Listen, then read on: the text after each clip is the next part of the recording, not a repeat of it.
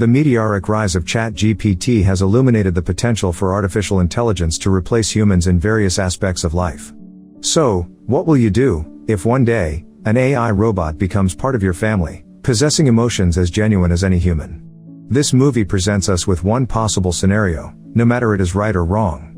Hi, welcome to Q Recaps. Today I will explain the movie called Artificial Intelligence from 2001. The story takes place in the 22nd century, where rising sea levels from global warming are wiping out coastal cities and reducing the world's population. To combat this, people who wish to have children must apply for a license. Mecha humanoid robots, seemingly capable of complex thought but lacking in emotions, are being created. Professor Alan Hobby, the owner of a company called Cybertronics, wishes to push mecha technology to make a creation that can love, such as that of a child for its mother. David, the world's first mecha humanoid robot, enters a human family. His appearance is indistinguishable from a real boy, and his behavior is identical. The woman of the house, Monica, is extremely shocked by this. She disagrees with her husband's decision to adopt a robotic boy. As it turns out, this family had once been a happy family of 3, but their son Martin contracted a rare disease and has been placed in suspended animation. Hoping to help her cope, her husband Henry, a Cybertronics employee, takes part in a test of his company and brings back David. At first, Monica initially feels uneasy with David. However, once she calms down, she realizes that David's presence helps soothe her emotions considerably. Henry also informs her that if they choose to keep David, she must imprint herself upon him. However, if there ever comes a time when she no longer wants him, due to the imprinting being permanent, David will need to be sent back to Cybertronics to be destroyed. Guided by her maternal instincts, Monica hesitates subconsciously. The following day, David trails Monica wherever she goes, whether she is occupied with household chores or simply moving about the house. If David is confined to the closet as punishment, he remains there, utterly still. In reality, Monica is apprehensive about interacting with David, as she feels it would be a betrayal of her son. During dinner, David sits quietly at the table, observing and mimicking the couple's eating actions.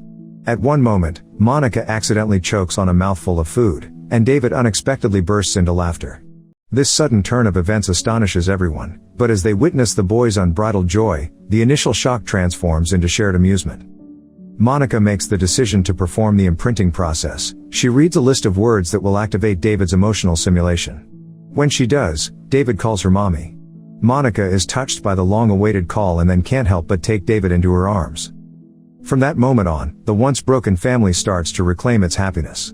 In the following days, Monica spends each day with David. They grow closer, like a true mother and son. Their bond deepens over time.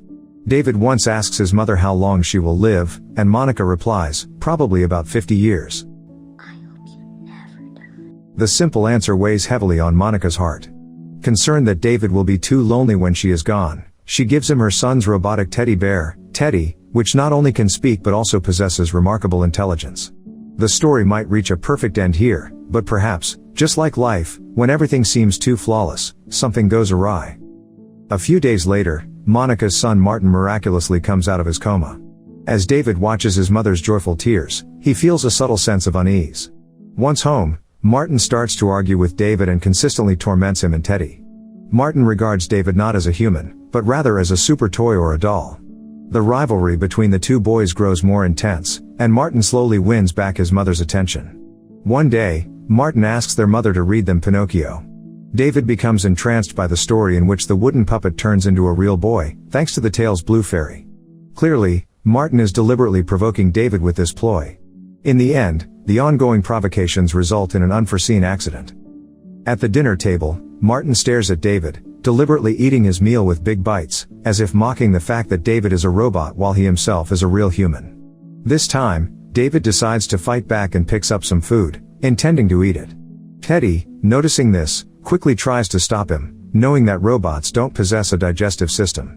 Despite Teddy's efforts, David frantically continues to eat. By the time Monica realizes what's happening and attempts to stop him, David has already malfunctioned and become motionless. David is then taken to the hospital for emergency repairs by his parents. As all the components inside his body are chips, the medical staff must carefully clean and repair him. At this point, David reassures his mother not to worry, as he cannot feel any pain. This statement takes Monica aback, making her realize that she has come to view David as her son, forgetting the fact that he is merely a robot. At this point, Martin secretly observes everything. Eager to kick David out of the family as quickly as possible, Martin devises an even more sinister plan upon returning home. He tells David that if he cuts a lock of their mother's hair, she will love him forever. David believes him, and heartbreakingly, so does Teddy. In the dead of night, David approaches Monica, scissors in hand. Just as he is about to cut her hair, Monica awakens, and amid the ensuing panic, a lock of her hair is clipped off. Teddy, hiding under the bed, witnesses the entire scene. Henry rushes to protect Monica, shaking David as he questions his motives. David, realizing his mistake, simply wanted his mother to love him more. Henry believes David is too dangerous and insists they must return him to the factory for destruction. Monica opposes this idea, arguing that David's actions are merely a result of sibling rivalry and jealousy, and they shouldn't overreact. Regrettably, David is soon to be cast out of the family. At Martin's birthday party, one of his friends decides to test David, to see if he can sense pain. The test causes David to grab onto Martin, crying, "Keep me safe." The two fall into the Swinton swimming pool, where it seems that David was attempting to drown Martin. In the nick of time, several adults dive into the water and rescue Martin, while David is left behind, ignored. Robots remain humble and insignificant beings for humans. That night, David knows he has put Martin in danger. He is afraid that his mother will be unhappy because of it, but Monica does not blame David, and instead tidies up the children's rooms as usual. She inadvertently comes across something David had written, and the content is deeply touching. "Dear Mom, Teddy is teaching me to write. I love you and Teddy. Dear Mom, I am Teddy. I love you and David." As Monica reads, tears stream down her face. She is in pain, as Henry has reiterated the danger of keeping a robot, and they have decided to send David away. Several days later, Monica takes David and Teddy away from their home. In that moment, she grapples with her emotions, not wanting David to be destroyed at the factory. Eventually, she pulls over to the side of the road. At first, David thinks they are embarking on a rural adventure, but he soon faces the bitter truth. To make sure David won't be lonely on his journey, Monica leaves Teddy with him. As he realizes he's being abandoned, David becomes frantic, repeatedly apologizing for harming Martin and pleading with his mother not to abandon him. Despite her sadness and reluctance, Monica makes the heart-wrenching decision to leave. Consequently, little David loses both Monica and the love he was designed to cherish throughout his life. Meanwhile, a male prostitute mecha, Gigolo Joe, arrives at the apartment of a woman he sees regularly. He changes his appearance to suit her and, entering the bedroom, finds her dead. Her husband appears and kisses his wife, saying, "I might have killed you, but you killed me first." Joe retreats, realizing that the woman's husband is framing him for the murder. Joe rushes out of the apartment building and cuts off his registration tag to avoid detection by the police. Still in the forest, David concludes that his abandonment was because he is not real like Martin, and that if he were to find the blue fairy like in the story Pinocchio, she could make him real, and he would then be able to go home. Journeying through the woods, he comes across a number of abandoned and broken down mechas searching through Cybertronics junk piles for spare parts to repair themselves, among them is Gigolo Joe. Afterwards, they are captured by a group of people led by a man named Lord Johnson Johnson. It turns out that the mechas are rounded up by a man named Lord Johnson Johnson, and taken to a flesh fair where mechas are destroyed for the amusement of anti-mecha fanatics.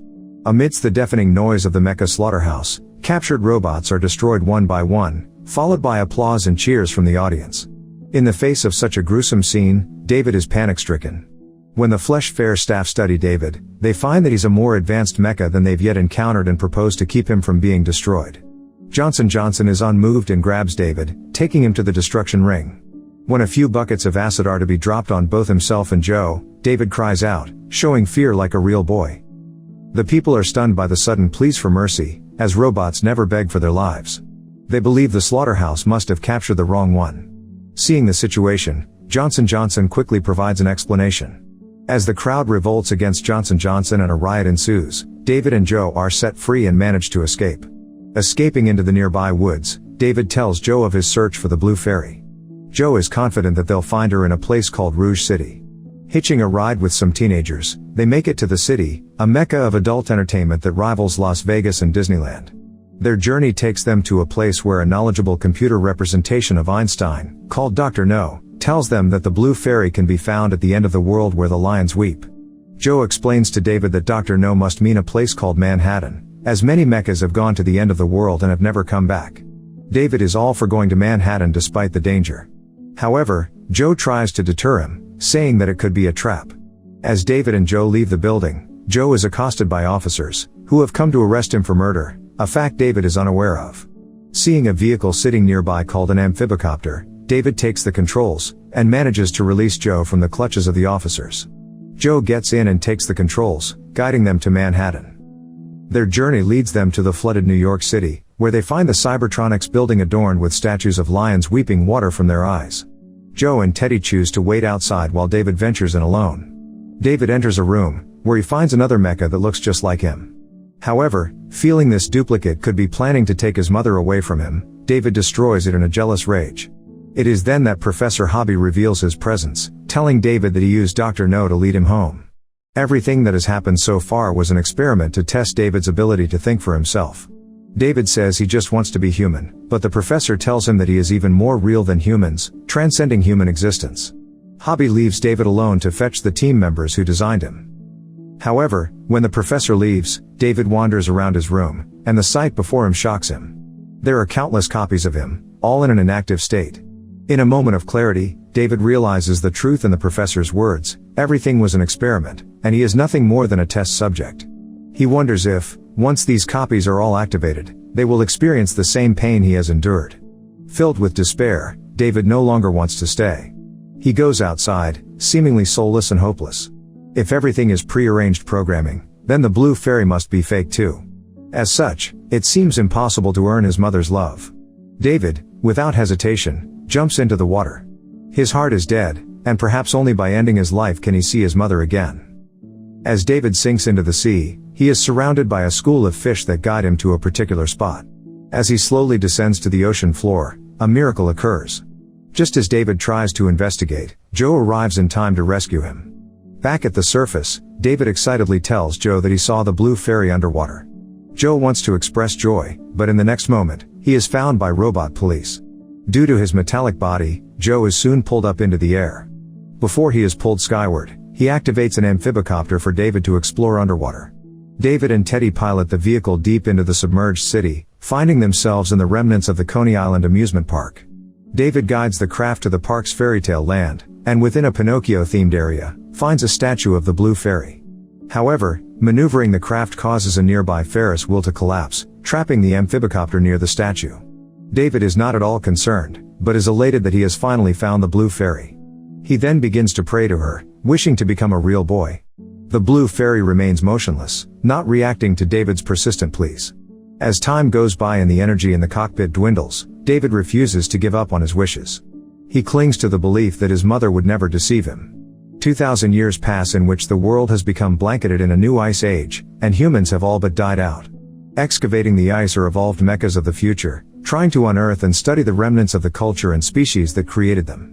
An excavation team working amid the Coney Island amusement park comes across David and Teddy, frozen in the amphibicopter. When David is awakened, he hasn't forgotten his wish. He still wants to become a real person and return to his mother's side. However, the blue fairy in front of him is just a statue, shattering into pieces with a gentle touch. David once again falls into despair. At this moment, an AI robot appears before him. Searching through David and Teddy's memories, they are amazed to find that he had once lived among humans. To fulfill his dream, using David and Teddy's memories, they concoct a fabricated reality of the Swintons' house, in which David meets a creation resembling the blue fairy. David wishes to be a real boy, and to see Monica again. The blue fairy explains that she cannot make him real, and that since 2,000 years have passed, Monica is long since dead. The blue fairy tells David they can bring back other humans, but David only wants Monica. David's love for his mother has become an obsession after enduring the passage of such a long time. Blue fairy says that they need a hair sample or other human tissue. Teddy reveals the strands of hair that David had snipped from Monica's head. David demands that since he is Monica's hair, the blue fairy should now be able to bring her back. The blue fairy says that she can make this so, and David is taken to his room. After some time, one of the future mechas comes to talk with David concerning his wish to have Monica brought back to life. The mecha explains that in the past the resurrection of humans have proven to be non-lasting, that any such resurrectees would only live for one day. Even with this revelation, David still wishes to meet Monica again. As a new day dawns, the boy finally returns to his mother's side. Entering the incredibly familiar bedroom, David gently leans down, looking at his mother who has just awoken. Tears stream down David's face as he softly speaks. After 2,000 years, David finally gets his wish to see his mother again. This is the happiest day of his life, and every moment is a blessing for him. At this time, there is no one else and no worries in his mother's heart. Her love belongs only to David. The three of them play hide and seek together and even throw a birthday party for David. His mother asks him to make a wish, but David says that his wish has already come true. When blowing out the candles, David leaves one unextinguished, fearing that if he blows them all out, he will never see his mother again. Soon, the night falls on this special day. David does everything with his mother that he has always wanted to do. Suddenly, she feels extremely tired, and David immediately realizes what is happening. As her eyelids grow heavier, she speaks her final words to David. I love you, Dave. This is the eternal moment that he has been waiting for. Even if it is fleeting, it is worthwhile. At the end of the story, his mother lies in bed and falls into a deep sleep, while David fully transforms into a real person. The bitter and poignant ending of the film brings tears to one's eyes. If they couldn't love him for long, why did they activate the program for love? Turn off your phone and think about your loved ones. How many more years do you have to spend with them? If you like our video, please give us a like and subscribe. Thanks for your support.